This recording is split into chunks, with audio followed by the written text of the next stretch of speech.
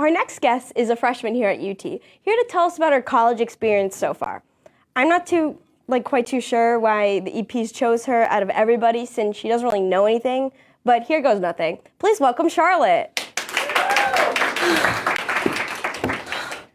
I made it. Sorry, JT. I just had a really long day. My name is not JT. He's so last season. My name's Lauren. Come on.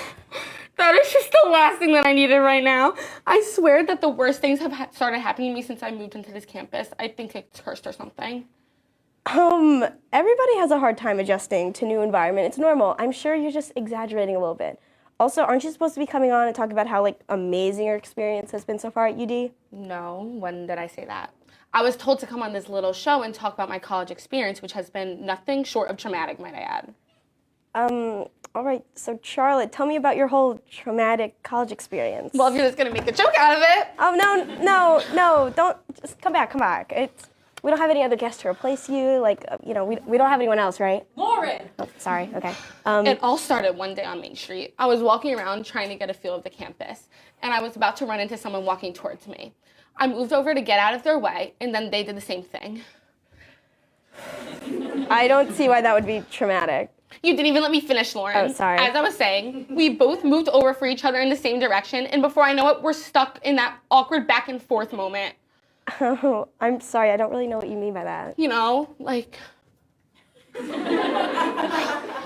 was just so embarrassing. I think about it every day before I leave my dorm because I just can't go through that again. I mean, that's happened to me plenty of times. Sure, it's awkward in the moment, but everyone forgets about it a few minutes later. I guess not everyone. Then, later that week, I was sitting in my University 101 class, and you would not even believe what happened. Oh, please enlighten us on what happened, Charlotte. I was just sitting there, minding my own business, and all of a sudden, I hear a deep, growling noise pierce through my ears. I looked around to see if anyone else heard the mysterious noise, and I see everyone in the class staring at me, and then it hit me. The sound came from my stomach. I was too worried to eat breakfast this morning because I didn't want to run into anyone when I left my dorm. Are you kidding me? Everyone was staring at you? Okay, maybe not everyone. But still, they noticed it was me and I had no way of hiding my shame. My face turned visibly red and I was sweating. I just decided to grab my stuff and leave class. I can see how that was really hard for you. People here are so rude. Have you ever thought about putting yourself in my shoes even just for a second? You know what? You're right, I guess. I'm just having trouble grasping how those two small, awkward moments traumatized you this bad. Maybe share another story if you have one. Please, Lauren, do I have another story? Oh, okay.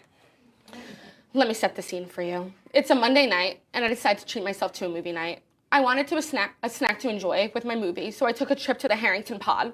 After my super tough move-in week, I decided to treat myself to a pint of U-Dairy ice cream. I walk up to the register to pay, and what do you know? My card declined for $6 ice cream. I had to do the walk of shame back to the freezer, and I left the pot in shambles. That is disappointing, but couldn't you just add money back onto your card and then go buy it later? Go back there? After what happened? I can never, ever show my face in the Harrington Pod again.